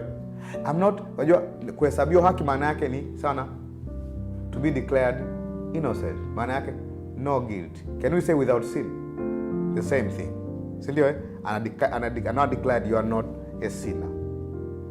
Au kuoshwa maana yake tutumie lugha ya tembo pia. Pasafi. Ukisikia kusafi maana yake unawaza nini pia? Sin. Sindio? Ukisema Roho wa Mungu yuko ndani yangu, na validate haya yote ni kweli. Sindio? Ya kwamba nimeoshwa, nimehesabiwa haki, maana yake sina hatia mbele zake, alafu nimetakaswa. Sindio? Ndio maana nasemaga hivi, watu wengi kwa sababu hawaelewi concept, wanafikiri ukikosea Roho Mtakatifu anakuacha. Actually, amekuja kukaa ndani yako. Naitwa Roho Mtakatifu. Maana yake Roho mwenye uwezo wa kutakasa. Yeye ndio kigezo cha wewe kuitwa mtakatifu. Ni Roho Mtakatifu. Alafu Roho Mtakatifu anamwacha mtakatifu ili atakaswe na nini? Umeona eh? Because that's the essence of it. Kwa unapozungumza nimeoshwa, nimetakaswa, nimehesabiwa haki, and then ukimwambia mtu sasa Roho wa Mungu yuko ndani yako kwa sababu nimeoshwa, nimetakaswa, nimehesabiwa haki. It make a lot of sense kwake. Iko sawa eh? Kwa hiyo lugha nyepesi ya kuzungumza ya kwamba ahadi zote za Mungu ziko ndani ya mwamini ni ukaliwa na Roho, to be indwelt by the Spirit of God. It means when you say the Spirit of God is in me, you have to say God is in me. Si sawa? God is a spirit. Tuko sawa? Unaposema Mungu yuko ndani yangu, you know what is possible? Inakwambia nini? Mungu mtakatifu anakaa wapi? Mahali patakatifu sana. But basically, kama tukitumia temple language, unasema I am the holiest of holies. Wayahudi wanakuambia lete mawe. Mungu mtakatifu akai mahali kama wewe. Lakini condition ni katika jina lake. Kwa lugha rahisi, Mungu amefanya kitu katika Kristo ambayo imekuqualify the above. Ina maana wewe ulipomwamini Yesu Kristo ulitakaswa, ulioshwa, ulihesabiwa haki. Na evidence, I have the Spirit of God in me. Evidence na Roho wa Mungu ndani yangu. Kuwa na Roho wa Mungu ni sawa na kusema sina hatia mbele zake. Ni sawa na kusema nimehesabiwa haki. Ni sawa na kusema nimesamehewa dhambi. Ni sawa na kusema sina hukumu ya adhabu. Sawa na kusema ninao uzima wa milele. Sababu uzima wa milele si ndio uzima usiopungua. It's not temporary. Eternal is still temporary. Opposite of temporary nini? Eternal nini? Eternal. Milele. Kitu cha milele maana yake ni forever. Haipotezi value, si ndio? Kama kipo hivyo hivyo. Forever. Kwa hiyo nao uzima wa milele. Kusema nao uzima wa milele, ndio maana nasemaga hivi. Kinachowafanya Wakristo wengi wanafikiri watapoteza uzima wa milele kwa sababu wanafikiri ni box. Narudia tena. Kwa sababu hakika hiyo nasajasikia. Kinachowafanya Wakristo wengi wafikiri ni rahisi kupoteza uzima wa milele kwa sababu concept ya uzima wa milele nyoha ile. Wanafikiri ni box fulani nakabidhiwa siku ilipokoka. Chukua uzima wa milele hapo na ushikilie hiyo siku. Chukua uzima wako wa milele. Uzima wa milele sio box nakabidhiwa. Ni Roho wa Mungu anaingia ndani yako, anaungana na roho wako na kuwa kitu kimoja. One spirit. 1 Corinthians 6:17. Wakorintho kwanza 6:17. Aliyeungwa na Bwana. Na Bwana ni roho moja naye. So we have the union in the spirit when we believe. Huo ndio inaitwa nini? Uzima wa milele. Ni uzima wa Mungu. Sio uzima unaopatikana kwa kula protini na wanga na ugali. Wanga na ugali kitu kimoja. Sio uzima unaopatikana kwa kumaintain mwili wako. Ni uzima unaopatikana kwa kumwamini kazi ya Mungu. Ni Roho wa Mungu kaa ndani yako. So it's another way of saying the Spirit of God indwells a believer eternally. Ambao Paulo anasema ni kwa sababu ya upendo wa Mungu. Ambao upendo wa Mungu well defined kwenye Yohana 3:16. Kwa maana jinsi Mungu aliupenda ulimwengu hata akamtoa mwanawe pekee ili kila amwaminie asipotee perish bali awe na uzima wa milele. Kuwa na uzima wa milele ni kuwa na Roho wa Mungu ndani yake. Simply speaking, concept ya uzima wa milele isikae kama unapokea box. Kingine kinachosumbua watu kwenye uzima wa milele ni kwa sababu wanafikiri ya uzima wa milele ni uzima tunaopokea baadaye ambapo hatutakufa tena. Yohana anaandikaje? Yohana anasema watoto wadogo nawaandikia mjue kwamba mnao uzima wa milele. Labda nisome mstari alafu turudi kwenye utakaso.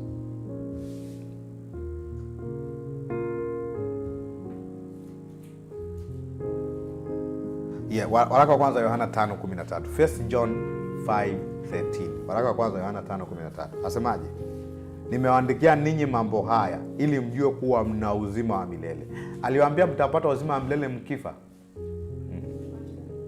Waraka wa kwanza Yohana 5:13.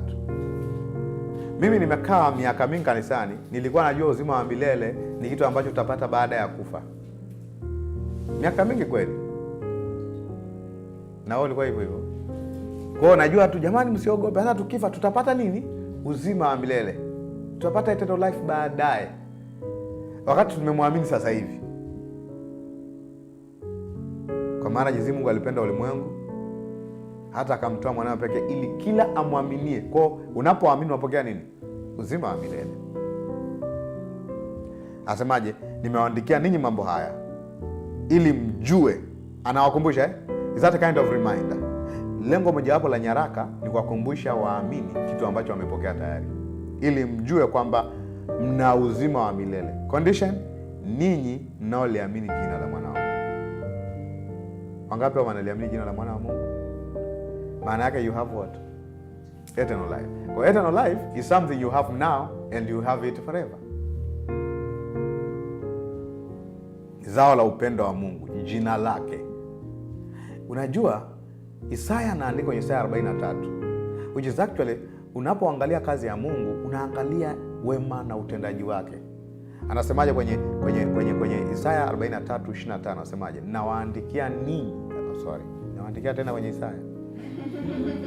Anasema mimi ndiye niafutae makosa yako kwa ajili yangu mwenyewe, for his name's sake. Kwa hiyo Mungu anatenda kwa sababu sio kwamba ameshawishika, he has influenced himself to do, lakini sisi ndio tunapata benefit ya utendaji wake. Kwa sababu niwaandikieni mambo haya ili mjue kwamba mna uzima wa milele ninyi mnaoliamini jina la mwana wa Mungu. Kwa mtu akimwamini Yesu au akiamini katika kazi ya Yesu, anapokea uzima wa milele, anapokea roho wa Mungu. That is the evidence kwamba mtu huyo amesamehewa dhambi zake, mtu huyo amehesabiwa haki, mtu huyo ni mtakatifu, mtu huyo ameoshwa. Kwa hiyo utakatifu ni asili ya roho wa Mungu ndani ya mtu. Narudia tena, utakatifu ni asili ya roho wa Mungu ndani ya mtu. Andika hiyo. Okay, nakupa Kiingereza sasa. Na yeye kimeanza kupaa. Kimeota mambo. Ni asili, holiness, is the identity of a believer. Ni asili ya mtu. Nisemaje Kiswahili? Ndani ya Kristo. Au nimesemaje? Wewe umeandikaje?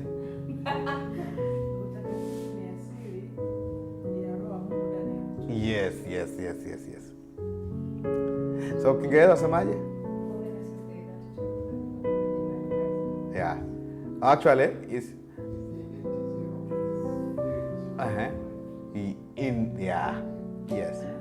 Yes. Hiyo sio kwamba hiyo ni kosa. Mimi ndo nimechemsha kutafsiri. Haifanani na nilichosema mwanzoni. Sio kwamba hiyo ni kosa. Holiness is identity of a believer in Christ. Lakini as a product of the Spirit of God in him.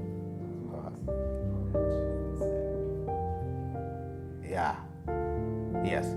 Kwa maana yake, ili mtu aitwe mtakatifu anahitaji nini ndani yake? Roho Mtakatifu. Kwa Roho Mtakatifu hajaja kwa sababu ulipatia ukasema ndugu yangu pasafi.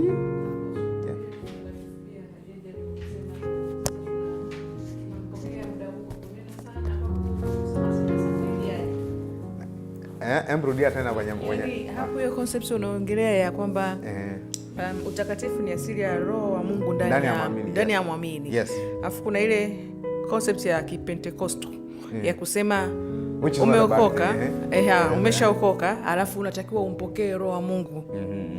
Labda unaambiwa tusema neno asante ili huyo roho wa Mungu umpokee sasa. Sio, umenielewa hapo Apostle? Nafikiri umenielewa. Nimekuelewa sana. Sasa namna ya kukuelezea sasa ulichokisema ndo notes ndefu. Nifundisha kambi nzima. Yes, kwa hiyo kunena kwa lugha sio kumleta Roho Mtakatifu. Ni expression ya Roho Mtakatifu aliyeko ndani yako. Sawa? That's a simple way to say that. Kwa hiyo Ndio ile inaitwa pia kujazwa Roho. Kwa hiyo there is indwelling and infilling. Indwelling is a permanent state. Infilling is expression of the spirit within, ambayo inaonekana na kunena kwa lugha, utendaji wa zile karama, ni madhihirisho, expressions of the spirit. Sawa? Kwa mtu anaponena kwa lugha, sio roho amekuja kwamba alikuwa porini akaanza kunena kwa lugha sema boom, nimeingia, twende sasa. No. Ndio maana tunapowaambia na kuwafundisha watu juu ya kujazwa Roho au kunena kwa lugha, what do we tell them? He is already in you when you believed. Kwa hiyo kunena kwa lugha au utendaji wa karama zile 9 ni expression of indwelling, including what? Speaking in tongues. Yeah. Kwa speaking in tongues sio umemuita Roho.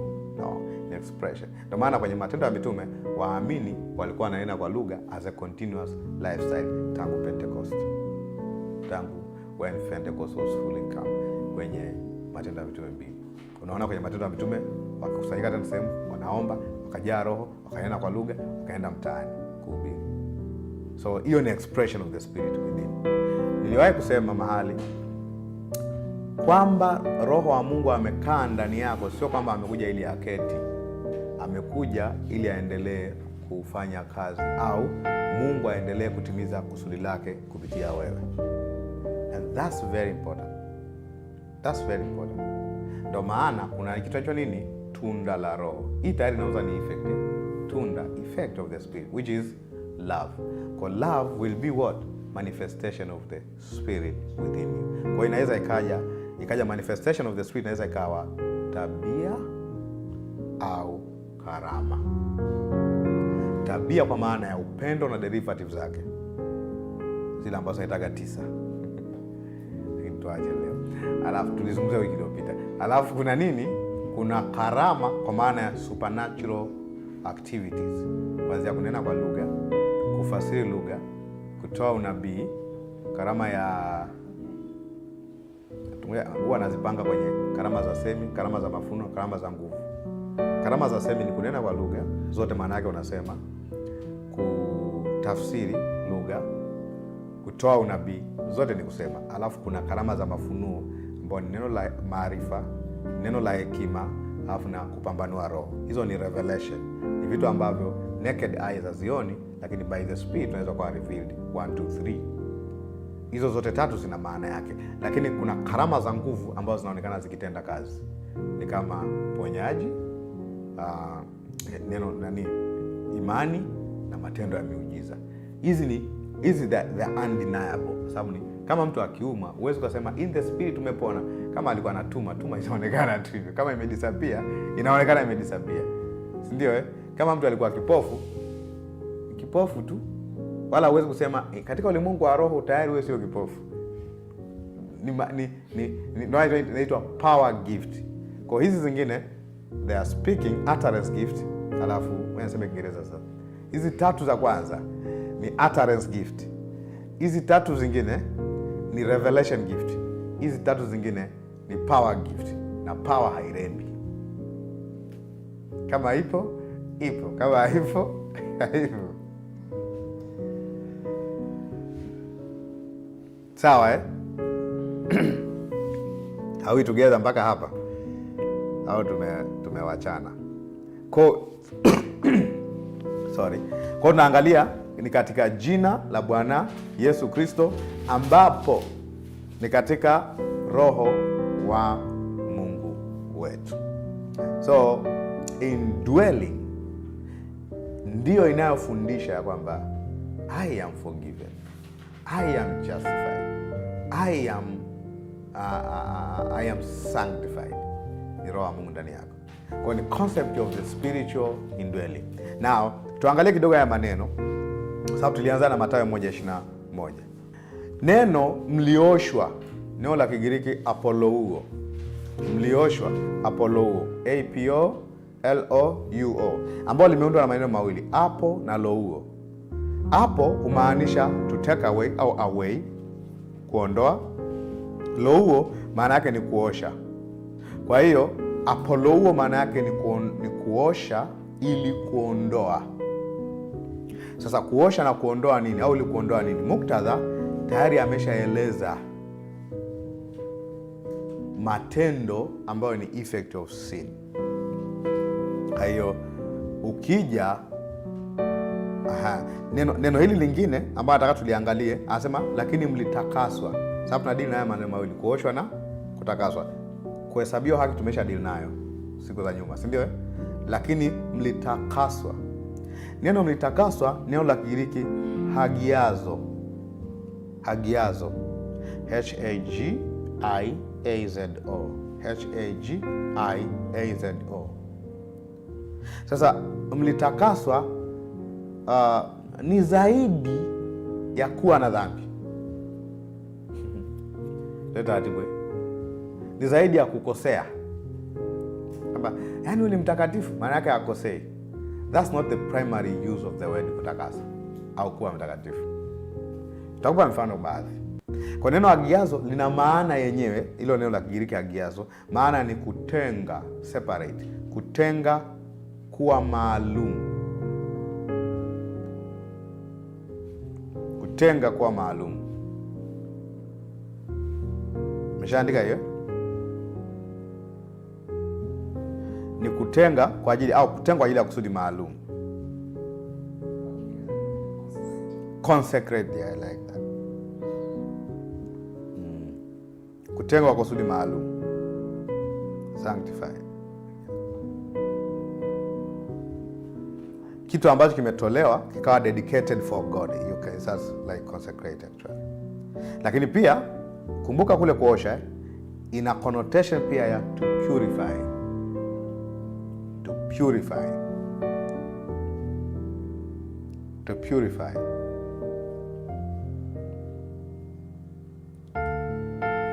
To purify. Kwa ni katika nini? Jina. Ambapo ni nini? Katika Roho wa Mungu wetu. Sawa Kwa hiyo kutenga kwa kusudi maalum, fanya kwa takatifu, tunza kwa takatifu, au kuhifadhiwa kwa kusudi maalum. Tuko mpaka hapo tuangalie baadhi ya vitu hapa. Tukisoma kwenye tafsiri rahisi TKU, Kiswahili TKU, natumia maneno haya. Baadhi yenu mlikuwa hivyo huko nyuma, lakini mlisafishwa mkawa safi. Ametumia ile kuosha.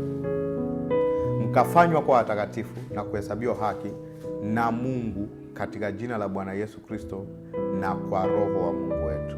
Kwa ni katika jina la Bwana Yesu Kristo na kwa Roho wa Mungu wetu. Tulimaliza kwa kusema ushahidi kuwa tumeoshwa, tumetakaswa na kuhesabiwa haki ni Roho wa Mungu kuwa ndani yetu.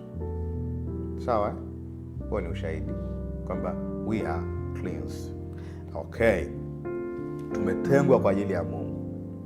Sisi ni sancti, tumekuwa consecrated for God. Tuko sacred, watu maalum sana. Ndio sasa patia kwa ajili ya Mungu. Sasa watu wengi wana connotation ya to purify alone and not to set apart. Kwa sababu kuna vitu vingi kwenye Agano la Kale ambavyo vimeitwa vitakatifu, ambavyo hata sio watu. Unauliza hawa wamefanya dhambi gani? Na kusomea sasa mistari. Kutoka 3:5. Exodus 3:5. Exodus 3:5.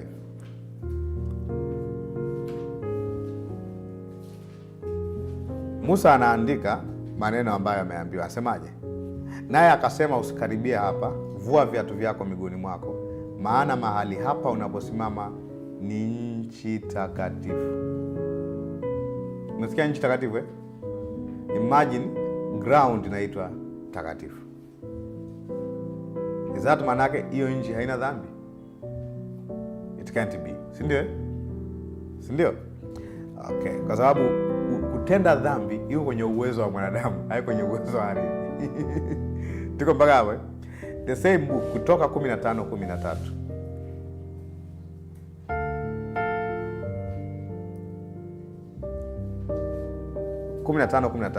Exodus 15:13. Wewe kwa rehema zako umewaongoza watu uliowakomboa. Kumbuka hapa ni Miriam anaimba baada ya kuvuka bahari ya Shamu. Kwenye nyimbo zake angalia swaga alizoweka. Wewe kwa rehema zako umewaongoza watu uliowakomboa. Kutoka wapi?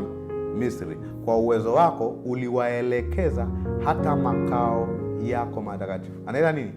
Makao yako matakatifu. Umenoti hiyo?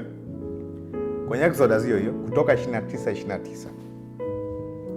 Mambo yanaitwa matakatifu. Sawa? Umefika 29:29. Anasemaje? Na hayo mavazi matakatifu ya Haruni. Wallahi mavazi nayo ni matakatifu. Umeona hiyo?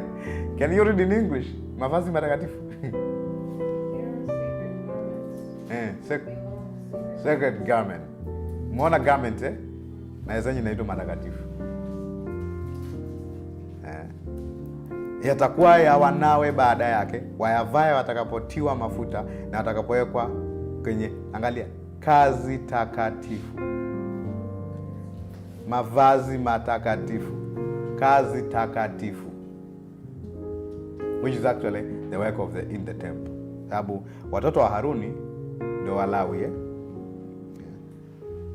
Kwa hiyo utakatifu sio mazote umaanisha kutokuwa na dhambi. Actually Mungu anatutenga kwa ajili yake mwenyewe na kutupa roho wake, ni utakatifu. Mungu tutenga kwa ajili yake mwenyewe na kutupa roho wake, ni utakatifu.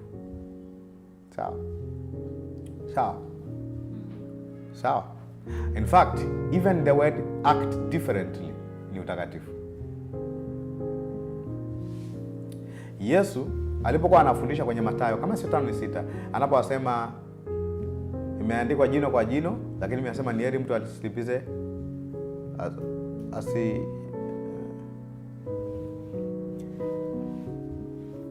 ule uwezo wa kukariri, naona umeisha. Kuna uwezo unaosema kasome. Okay, nataka nisome mstari mmoja huko hapo mwisho 5:48 Matthew. Anasemaje? Bali ninyi mtakuwa wakamilifu. Hapa ni wakamilifu. That's not. Kuna sehemu which is hii sehemu, huu mstari umetajwa sehemu nyingine, anasema mtakuwa watakatifu kama baba yenu. Yaani mimi si ni sehemu mstari gani? Umetajwa masa watakatifu. Nafikiri Petro aliwahi kutumia maneno.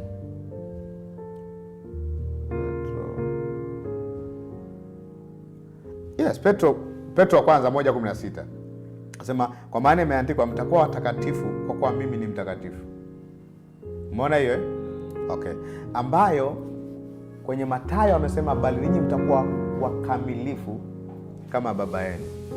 Basically hapa amezungumza tofauti ya watu wa aina mbili. Amepanga. Anasema mmesikia kwamba 43, mmesikia kwamba imenenwa mpende jirani yako na mchukie adui yako. Lakini mimi nawaambia wapendeni adui zenu, waombeni wanaoudhi. Is that acting different? Nasoma tena. Imenenwa mpende jirani yako na umchukie adui yako. Hapa anasemaje? Mimi nawaambia ni heri mtu, lakini mimi nawaambia wapendeni adui zenu, waombeni wanao waudhi. Is that acting different? Si ndio? Sawa. Anasemaje? Ili mpate kuwa wana baba yenu aliye mbinguni, ambaye yeye huangazia jua lake waovu na wema, huonyesha mvua wenye haki na wasio haki.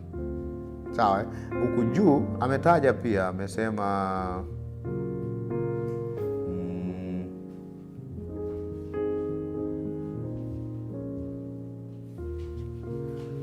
you act different. Sasa 8 mfano, sasa 8 nasemaje? Mmesikia kwamba imenenwa jicho kwa jicho na jino kwa jino. Hiyo sikulipiza kisasi In fact, hapa ukiangalia alivyo nukuu, hajasema tu jicho kwa jicho, jino kwa jino. Kasema uhai kwa uhai, mguu kwa mguu. Yaani ukizingua na kuzingua.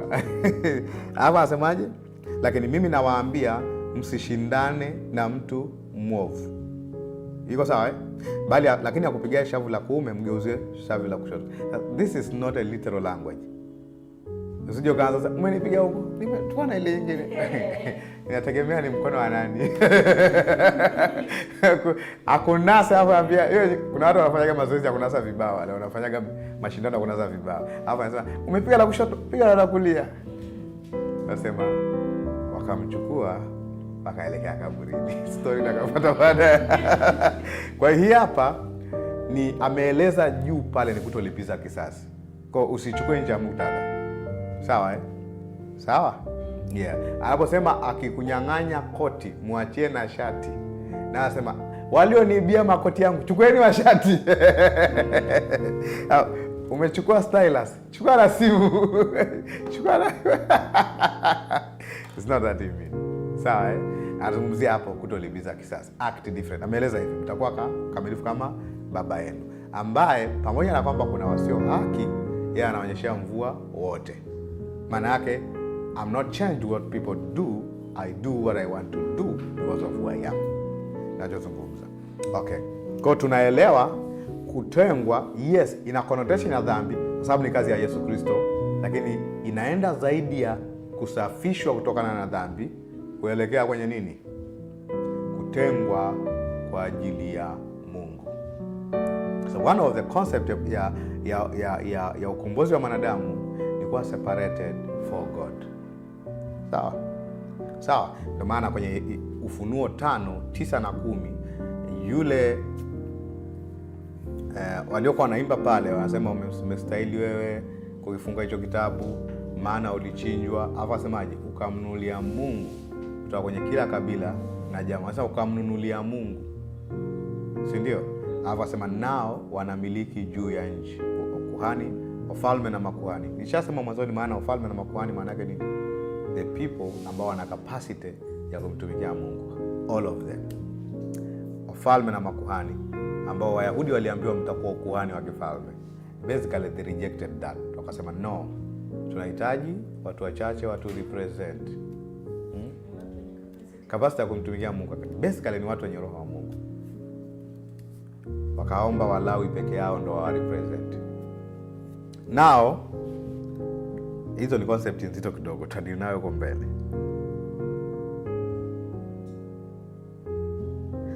Kwenye Waebrania 2, Hebrews 2:10-11. Tunaangalia kuoshwa kutakaswa tunakaa haya mawili kuhesabiwa haki tumeweza nayo.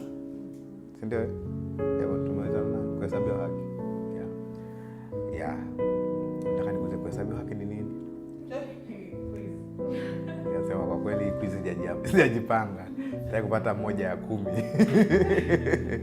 Kwa kuhesabiwa haki tumemalizana nayo. Kwa sababu pale ametaja lakini mlioshwa, lakini mlitakaswa, lakini mlihesabiwa haki. Which is tumemalizana nayo na kuhesabiwa haki. We did a wonderful study na Yakobo akatuweka njia panda muda kutosha kabisa. Kabla ya kungamua alikuwa anamaanisha nini. But we are dealing with haya maneno mawili, kutakaswa na kuoshwa. Si ndio? Yeah. Kwa twende kwa Waebrania kwa sababu Paulo mimi namtaeka na Waebrania kwa sababu inaonekana ni ndio mwandishi. Waebrania 2:10 na 11. Anasema kwa umefika Hebrews 2:10-11. Kwa kuwa ilimpasa yeye ambaye kwa ajili yake na kwa njia yake vitu vyote vimekuwapo. This can only be Christ. Si ndio? Alikileta wana wengi wafikirie utukufu, kumkamilisha kiongozi mkuu wa wokovu wao kwa njia ya mateso. Maana yeye atakasaye na hao wanaotakaswa watoka kwa mmoja. Kwa ajili hii haoni haya kuwaita ndugu zake. Umeona, atakasaye na wanaotakaswa. Kwa hapa kuna anayetakasa na wanaotakaswa. Ni kazi moja hiyo, ni kazi ya mtu mmoja. Anasema watoka kwa mmoja, maana yake anazungumzia Yesu kuchukua hali ya kibinadamu. Ndio maana haoni haya kuita ndugu zake. Si ndio? Sawa. Lakini ni wakati gani Yesu amejifananisha na sisi? Cha kwanza alichukua mwili. Sawa akafananishwa na ndugu zake. Alafu akafa nafasi yao kama mwanadamu, though he was not fully human. Alafu yeye anayetakaswa na hao wanatakaswa watoka kwa mmoja. Angalia, kwa ajili hiyo haoni haya kuwaita ndugu zake. Sasa ngoja nikupe short phrase ya maana ya watoka kwa mmoja. Wanamaanisha yote ni zao la ufufuo, si ndio eh? Kwa sababu sisi kutakaswa ni tumeamini katika ufufuo wake, kwamba alikufa kama mwenye dhambi akafuka asiye na hatia. It means he paid whatever is required for sin. Yet then sisi kwa kuamini katika ufufuo wake tunaitwa nini?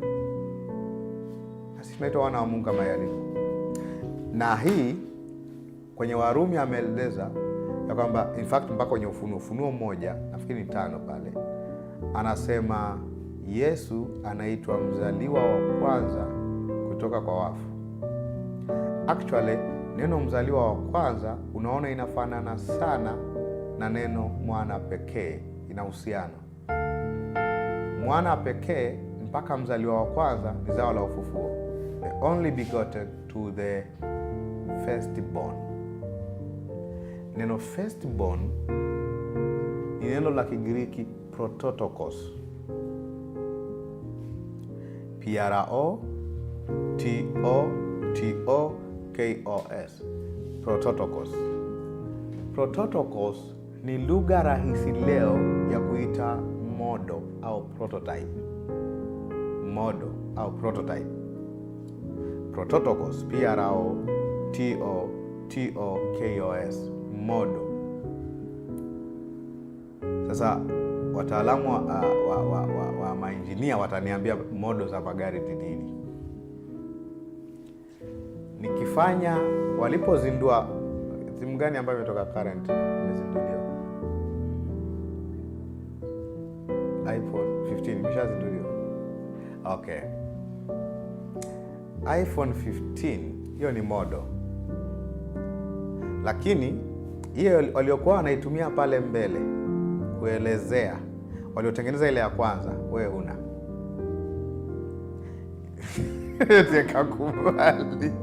Inawezekana iko mahali imewekwa kana kwamba ni representation ya hizi zingine zitakazotengenezwa. Kwa walipokubali sasa hii ikaitwa model, ile moja iliyotengenezwa ambayo zingine zitakazotengenezwa inatakiwa kufanana na hiyo, ile inaitwa nini? Prototokos. Umeelewa eh? Umeelewa eh? Kwa hiyo ikitengenezwa simu ambayo inatumia dakika 10 kuchaji, prototokos. Sasa sisi kwa simu ina gani? Tuweke basi dakika 50 kama fast charger. Alafu ikatengenezwa nyingine kwenye hiyo line ya kutengeneza ikatokea ambayo inachaji kwa dakika 20. It actually sound like a good thing, but is it wanahitaji hiyo inachaji kwa dakika 20? Misbehave. Kwa nini misbehave wakati inachaji kwa muda mfupi? Kwa sababu haifanani na nani? Na prototokos, si ndio eh? Kwa Yesu katika ufuatwa nini? Firstborn. Neno firstborn pale sio ni neno prototokos, the first from resurrection. Ndio maana tunafananishwa na Kristo mfufuka. Tunaonekana tumeshinda dhambi japokuwa hatukuwahi kupambana na dhambi, kwa sababu tumefananishwa na nini? The firstborn. Tuko sawa eh? Kwa hiyo kwenye Warumi 8 anataja kitu hicho hicho kwenye Warumi 8. Warumi 8 mstari wa 30 ambayo inazungumza mambo yale yale ya kuhesabiwa haki, kutukuzwa, kuoshwa, lakini hajatumia maneno yote ambayo tumetumia kwenye Wakorintho wa kwanza 6:11. Kwenye Warumi 8 anasemaje? Roman 8:30 anasemaje? Na wale aliowachagua tangu asili hao akawaita, wale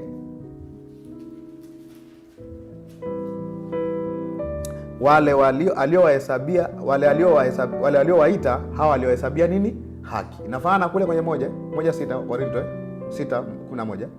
Na wale aliohesabia haki akawatukuza, nao hawa waliohesabiwa haki, waliotukuzwa, wametukuzwaje? Angalia mstari wa 29. Inasemaje? Maana wale aliowajua tangu asili, aliwachagua tangu asili wafananishwe na mfano wa mwana wake. Wafananishwe na mfano wa mwana wake ambaye amefanyika nini? Prototokos. Ambaye yeye, ili yeye awe mzaliwa wa kwanza, akaita miongoni mwa ndugu wengi. Inafanana huu mstari, afananishwe na ndugu zake, miongoni mwa ndugu wengi. Kwa actually in resurrection Jesus called us brothers. Ina maana anasema nilivyo ndivyo walivyo. Why? The same spirit that raised Jesus from the dead is now indwelling the believers. So akiniona anajiona, si ndio? Akikuona anajiona, kwa maana ya asili yetu. The same model multiplied. Iko sawa? Okay, kwa hiyo hii watu wengi wanakosea, wanasahau mapema sana. Na inabidi ukumbushwe kila mara. Kama Yesu ni mtakatifu sana, muamini atakiwa weje? Si ndio? Ndio maana tukitaka kujifunza kukua kwenye asili yetu, tunajitazama sisi au tunamtazama Yesu? Ndio maana kwenye Waefeso 4:11 mpaka 16 anatufundishaje? Naye alitoa wengine kwa mitume, na wengine kwa manabii, na wengine kwa wainjilisti, na wengine kwa wachungaji na walimu, kwa kusudi la kuwakamilisha watakatifu. Line ya ukamilifu inaitwa nini? Ili kazi ya huduma itendeke. Tusiwe tena watoto wadogo, alafu asemaje? Tumfikie yeye katika mambo yote. Si ndio? Tufikie katika kimo, the stature of the measure of Christ. Si ndio? Kimo cha utimilifu wa nani? Kristo. Kwa hiyo if I'm looking at Christ, it means I'm looking at myself. Okay. Ninawaambia siku zote, lengo mojawapo la ukuaji wa kiroho ni nini? Ni kumfanania Kristo kwenye mwenendo wako. Lakini haianzi kwa kudownload mahali fulani. Kwanza alikupa asili yake alipokupa roho wake. So spiritual growth is to come into the standard of the likeness of Christ, which is, that's the lifelong Christian living. Iko sawa mpaka hapo? Kwa Mungu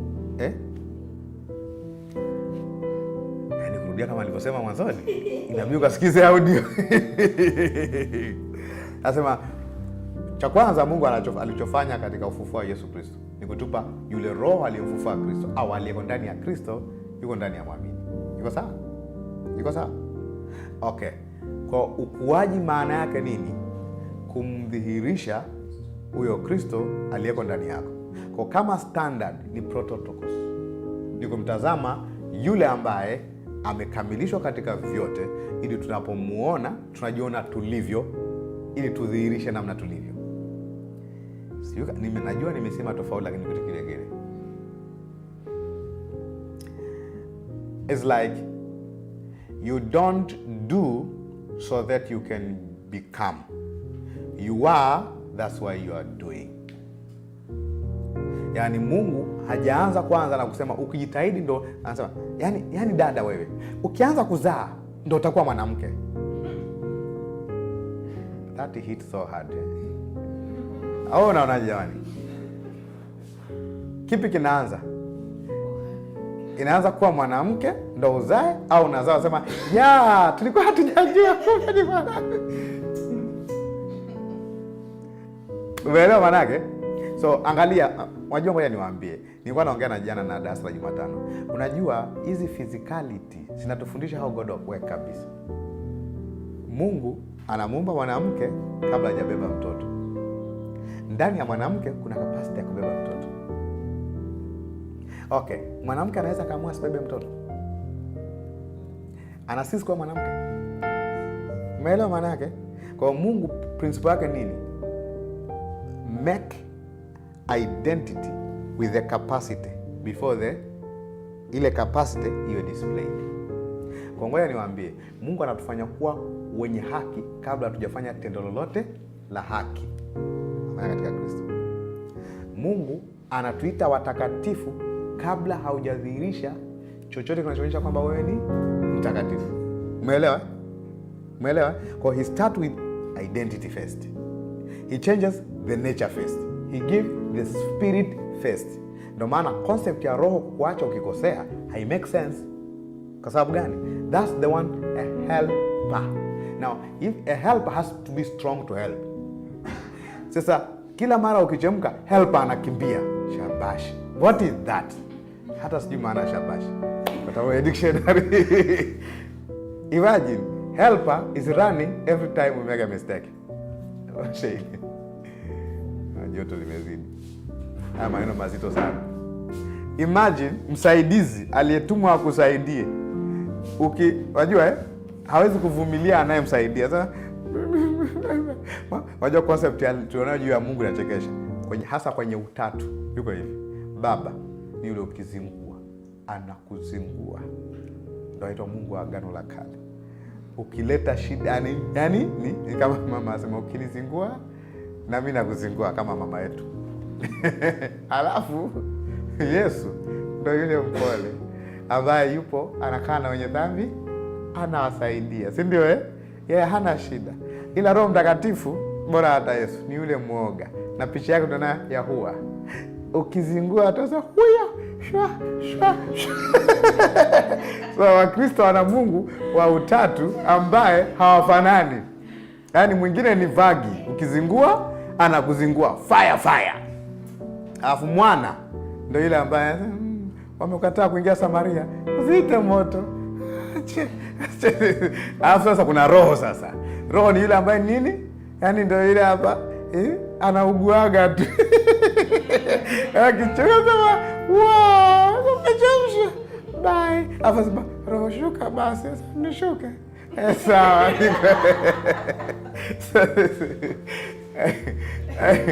If watu wakishindwa kuelezeaga utatu, wanaangukia pua sana. Wanakuwa na miungu mitatu isiyofanana. Well, tutaeleza kwenye True Nature of God. Sawa Nisimefungua Pandora box nyingine. So, tuko wapi?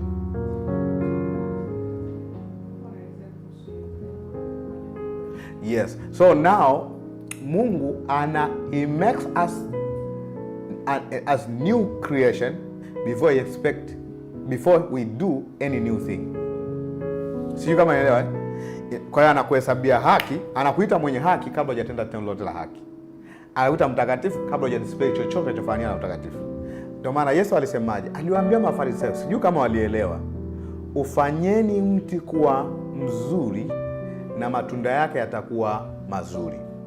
Kwa it become with the tree becoming good before it bear good fruit. Tulikubaliana kwenye uhesabu wake. Does God expect us to have good fruit? Yes. Does good fruit make us good? No. Do we expect? So what will God start with?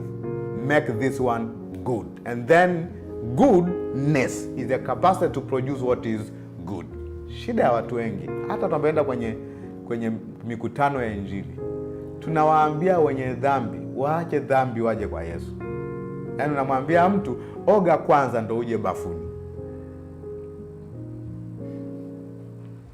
Hata hivyo najaelewa hiyo.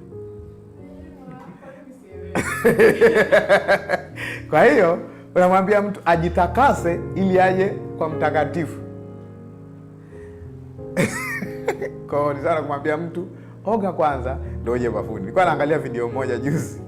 Mtu mmoja anamwambia mtu, sema Bwana Yesu, Bwana Yesu, mimi mwenye dhambi. Nakuja mbele zako. Sasa kwanza anajua hizo zote anazo. Anasema kuanzia leo. Anatoa ahadi wakati ajua hata na capacity gani. Ninaacha dhambi zangu zote. Anasema ninaacha kunywa, naacha sigara. Akachemsha akamwambia naacha bangi, akasema siwezi kuacha bangi. Sema mimi ni mwanajeshi, nitapunguza lakini kuacha siachi. Akasema futa jina langu, akasema futa jina langu? Yaani jina langu lifutwe? Ana mind. Sema if you preach the gospel, people will accept bila hata kuwapa maneno ya kusema. Watasema wow, kumbe he died for me. It's just by believing. He will transform my life. Nitaacha haya, ataniwezesha kuacha haya. Lakini Mungu hawezi kuambia acha kwanza uje. Ndio maana kama umesoma kwenye vitabu vinne vya Injili, hakuna kahaba yeyote aliyemwambia acha ukahaba ndio unifuate.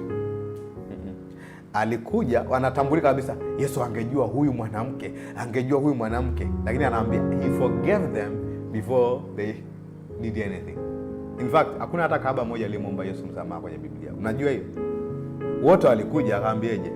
Mwanangu, umesamehewa dhambi zako. Mimi umesamehewa dhambi zako. No, hata mimi sikuhukumu. Kwa hukumu sio kazi ya Mungu. Jesus portrayed that. Enenda, usitende dhambi tena. Unaona? Lakini cha kwanza sikuhukumu. Kwa anakuondolea hukumu and he give you a capacity. Kumbuka kwenye Warumi 5:5 tulisemaje? Roho nasema tumaini alitayarishi kwa kuwa pendo la Mungu limemiminwa ndani yetu kwa huyo Roho tuliyepewa sisi.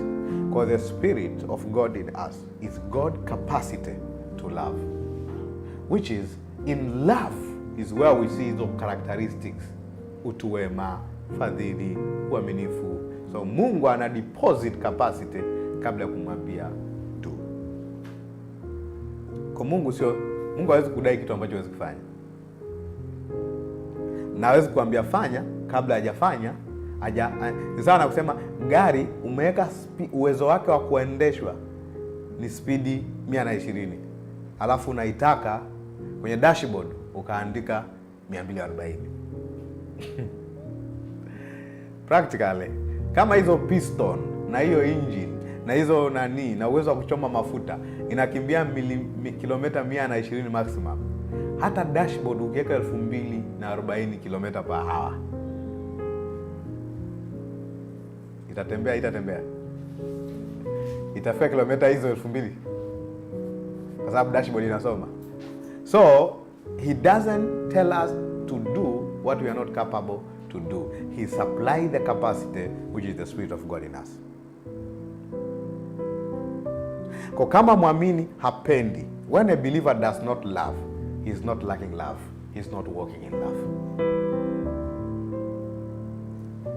Kama mwamini hapendi, hajakosa upendo, haenendi katika nini? Upendo. Na maana upendo ni nini? Mwenendo. Kwa hiyo spiritual growth means I grow in love. Si sawa? Ni sawa? Aha. Kwa hiyo tumeshaenda kwenye utakaso. Tumesema atakasaye ni nani? Ni Mungu. Wanaotakaswa ni nani? Ni wanadamu, sisi. Angalia kwenye Waebrania 10:10. Hebrew 10:10. Anasema katika mapenzi hayo, juu inazungumza kutolewa kwa Yesu Kristo, ambayo inaitwa mapenzi ya Mungu yao katika kutolewa kwa mwili wa Kristo na sio kutolewa kwa wanyama. Anasema katika mapenzi hayo, yaani ya kutolewa kwa mwili wa Kristo mara moja, mmepata utakaso. Mwandishi anasema mmepata utakaso. Paulo ananifuata sana. Kumba niache. Mmepata. Umejua maana mmepata? Utakaso. Alafu akaweka kwa kutolewa mwili wa Yesu Kristo mara ngapi? Mara moja tu. Kwa Yesu hafi kila siku. Alikufa mara moja. Katika mauti yake na ufufuo wake kuna nini? Utakaso. Utakaso ambao tunauchukua utakaso mara ngapi? Hiyo ni swali lingine. Yesu alikufa mara moja. Utakaso wenyewe unachukua kila siku asubuhi. Baba, naomba unitakase leo. Mimi ni mwenye dhambi sana. Asubuhi, mchana. Baba, nitakase tena leo. Jioni. Masaa ya utakaso. Maombi ya kujitakasa. Mtu mmoja alikuwa ananiambia alikuwa maombi ya wiki ya kujitakasa. Sema okay. Ukitoka umejitakasa, taenda tena kwa wiki nyingine kujitakasa. Unatumia nini? Natumia damu ya Yesu. Ipi?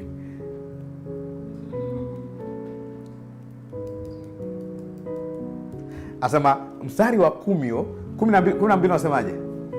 Lakini huyu Yesu alipokwisha kutoa kwa ajili ya dhambi dhabihu ngapi? Moja, idumuyo hata milele. Kwa dhabihu ya Yesu inadumu muda gani?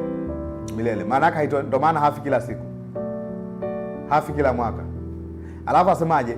Aliketi mkono wa kuume wa Mungu. Actually anasema Yesu ameketi. alikuwa anafananisha na dhabihu za wanyama. Ukisoma kuanzia mstari wa 11, watu tusome 11 kama utaipata kwenye Waebrania 10:11.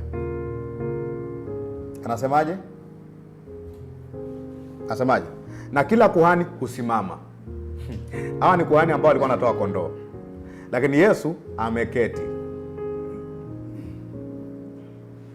Muona kusimama na kuketi. Aliyeketi amemaliza kazi, aliyesimama shughuli bado inaendelea. Kwa nini? Dhabihu inayotolewa kwenye Agano la Kale au kwa wanyama ilikuwa haina capacity ya kuondoa dhambi. Kwa hiyo nikija mwaka huu nitakuja tena mwakani na kondoo nitamleta mwingine, lakini katika utoaji wa mwili wa Yesu Kristo imetolewa dhabihu moja. Angalia quality, dhabihu moja idumuyo hata milele. Let me use a normal language ya supplies tunaponunua. Tukisema haina expire date, ni sawa? Ni sawa? Kwa damu ya Yesu ikinitakasa leo, kesho nabaki nimetakaswa au ina expire? Inadumu hata milele, idumuyo hata milele. Maana yake this one kwanza haina expire date na it doesn't lose value. That's hallelujah moment. Maana imagine ungekuwa kila mwaka unapeleka kondoo wako. Mimi ni mwenye dhambi jamani, nimetoa kondoo mwingine. Lakini alitolewa Yesu mara moja, dhabihu moja idumuyo hata milele. Alafu amefanya nini? Ameketi. Angalia, okay. Kwa hiyo tunategemea hii dhabihu i-perfect, kwa sababu ile wanyama ilikuwa ina perfect lakini annually. Twende kuanzia mstari wa kwanza. Some haraka alafu tuje 14. Nataka tusite 14. Hebrews hiyo yote. Mstari wa kwanza mpaka 14. Lakini nataka tuone baadhi ya vitu hapa. Anasemaje? Soma Kiingereza Kiswahili. Okay. Hivyo nasoma Kiingereza peke yake. Okay, anasemaje? Basi Torati, the law, kwa kuwa ni kivuli. Ukisema kivuli maana yake something ambayo inahitaji kuwa described. Inaelezea kitu kingine. Anasema kwa kuwa Torati, basi Torati kwa kuwa ni kivuli cha mema yatakayokuwa, wala si sura yenyewe. Hiyo sio reality ya mambo hayo. Anasema kwa dhabihu zile zile walizotoa kila mwaka daima. Mwenye zinatolewa kila mwaka daima. Maana hizo ongoing activities. Haiwezi wakati wowote kuwakamilisha wakaribiao. Hawa wakaribiao ni watu wanaokuja kuabudu kwenye temple. Sawa Ametaja huku mbele. Amesemaje mstari wa pili? Kama ndivyo, je, dhabihu hazingekoma kutolewa? Kwa maana waabuduo ndio wakaribiao waabuduo wakiisha kusafishwa mara ngapi? Mara moja. Wasingejiona tena kuwa na dhambi. Maana yake kama ilikuwa inawasafisha na wajioni kwenye dhambi, walitakiwa wasije tena. Kwa practically, kama mtu anajiona mwenye dhambi, maana yake haamini katika dhabihu ya Yesu Kristo. Sasa kwenye dhabihu ya nyama ulikuwa huwezi kutakaswa juu yake, kwa sababu hiyo ilikuwa ni figurative of what Christ will do. Lakini hizi kwa sababu ni teaching aid, huwezi kukaa kwenye teaching aid like a reality. Ngoja niseme vizuri. Mtoto wako akienda shule akafundishwa A for apple, B for ball, alafu akaja akasema mom, I know apples today. Okay. Intention ya mwalimu kusema A for apple ni ile ajue apple au ajue A. Akijua A akaacha akijua ball nini? Apple asipojue A, maana yake nini? Sema hajapata somo. Kwa hiyo let's me use sasa. Kwa hiyo mambo ya sadaka hizi ni nini? Ni apple. Lakini A ni Kristo.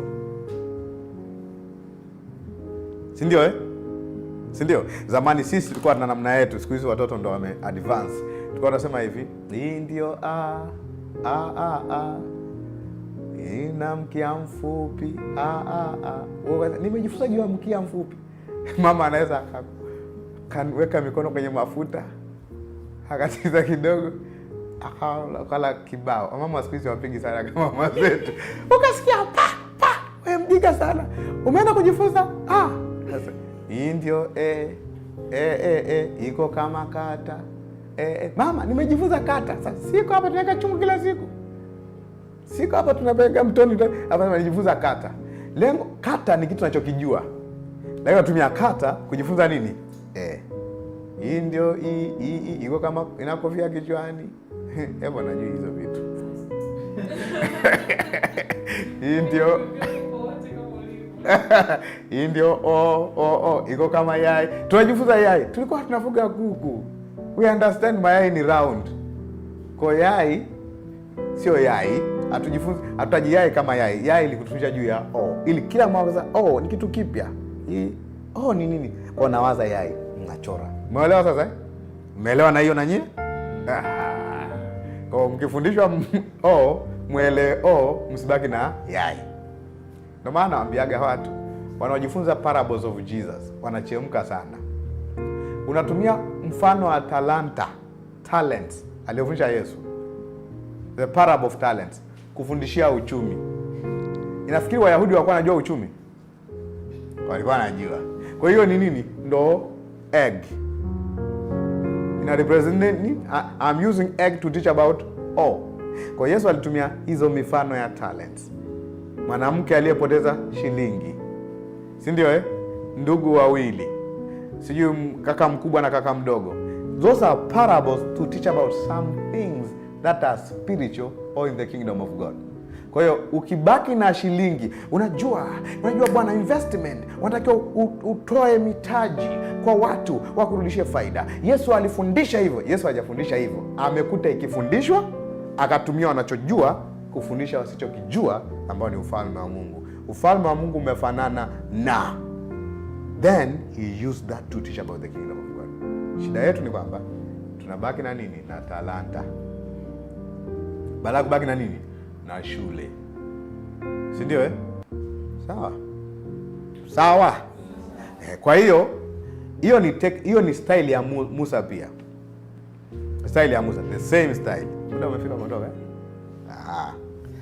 tutaendelea na wiki ijayo na wanaotakasa. Kwa hiyo tumalizie tu hapa. Kwa hiyo tukisoma kwa haraka kama ilivyo, je, dhabihu hazingekoma kutolewa? Mstari wa 3. Lakini katika dhabihu hizo liko kumbukumbu la dhambi kila mwaka. Kwa hiyo ngoja niwachekeshe kidogo. Watanzania Wakristo wengi wanakumbuka dhambi kila kwenye majira ya saa, na wanajiona wenye dhambi kila kwenye baada ya muda. Wayahudi ni baada ya mwaka. Wale wanaosema wamemwamini Kristo wanajiona wenye dhambi kila mwaka, kila siku. Hata wakilala wanasema, Mungu najitakasa, mimi ni mwenye dhambi. Wakiamka asubuhi wanajitakasa, sijui alitenda dhambi usiku gani. This means dhabihu ya Yesu Kristo ina uwezo wa kumkamilisha aliyeiamini mara moja. Kwa hiyo sio heshima kumwambia Mungu mimi ni mwenye dhambi. Sio heshima. You actually saying, mimi dhabihu iliyonitakasa sio ya Yesu. Lakini naonekana kama ni unyenyekevu Baba, tazama mimi ni mdudu tu. Mimi ni si kitu mbele zako. Mimi ni mwenye dhambi sana. Inaonekana kama vile umenyenyekea sana, kumbe kiburi kimesimama. Because kiburi chako ni nini? You are not recognizing the value of the sacrifice of Jesus. How long does it cleanse? Si ndio Hiyo ndio kinachosumbua kwenye akili za watu wengi. Now, kama kwenye kondoo, Wayahudi wenyewe walikuwa wanajiamini ya kwamba I'm not a sinner for a year. What about the Christ? Umeelewa maana yake? For a year. Lakini practically Wakristo wanajitakasa kila siku asubuhi, wanajiona wenye dhambi. Usijiamini sana mpendwa. Usijiamini sana. Sawa, muamini Yesu basi. Angalia anachosema hapa. Lakini katika dhabihu hizo liko kumbukumbu la dhambi kila mwaka. Maana haiwezekani damu ya mafahali na mbuzi kuondoa dhambi. Kwa hiyo ajapo ulimwenguni, this is Jesus now, asema dhabihu natolewa hukutaka, lakini mwili uliniwekea tayari. Sadaka za kuteketezwa, sadaka za dhambi hukupendezwa nazo. Hizi zifanyeje? Ndipo niliposema, tazama nimekuja, katika gombo la chuo nimeandikiwa niwafanye mapenzi yako Mungu. Angalia mstari wa 8. Hapo juu asemapo, dhabihu natolewa na sadaka za kuteketezwa, na hizo za dhambi kuzitaka wala kupendezwa nazo, zitolewazo kama ilivyoamuru Torati. Asema ndipo aliposema, tazama nimekuja niyafanye mapenzi yako. Kwa mapenzi ya Mungu kwenye nini? Kutolewa kwa mwili wa Yesu Kristo. Asemaje? Aondoa la kwanza ili kusudi alisimamishe la pili. Alafu anasemaje? Katika mapenzi hayo ya kutolewa kwa mwili wa Yesu Kristo mmepata. Sema mmepata. Kiingereza kanasema we are sanctified through the offering of the body of Jesus Christ once for all. Soma Ingereza. Once for all, mara moja tu. Na kila kuhani husimama kila siku akifanya ibada na kutoa dhabihu zile zile mara nyingi ambazo haziwezi kabisa kuondoa dhambi. Umeona zile zile mara nyingi. Lakini ya Yesu Kristo haiwezi kuwa inatolewa mara nyingi. 12 anasemaje? Lakini huyu alipokwisha kutoa kwa ajili ya dhambi dhabihu moja idumuyo hata milele, aliketi mkono wa kuume wa Mungu. Angalia, tangu hapo akingojea adui zake kuwekwa chini ya miguu yake. Hii actually ni preaching the gospel. Angalia 14. Tutachambua huko mbele. 10 anasemaje? Maana kwa toleo moja amefanya nini? Amewakamilisha hata muda gani? Mwaka mmoja, miezi miwili. Hata muda gani? Hata milele hao wanaotakaswa. So those who are sanctified in the law using animal, they could feel safe annually. Okay? Hawa wanaotakaswa kwa dhabihu ya Yesu Kristo wanakuwa perfected forever. This is my Bible. That's your Bible. Ya kwako imesemaje? Mstari wa 14.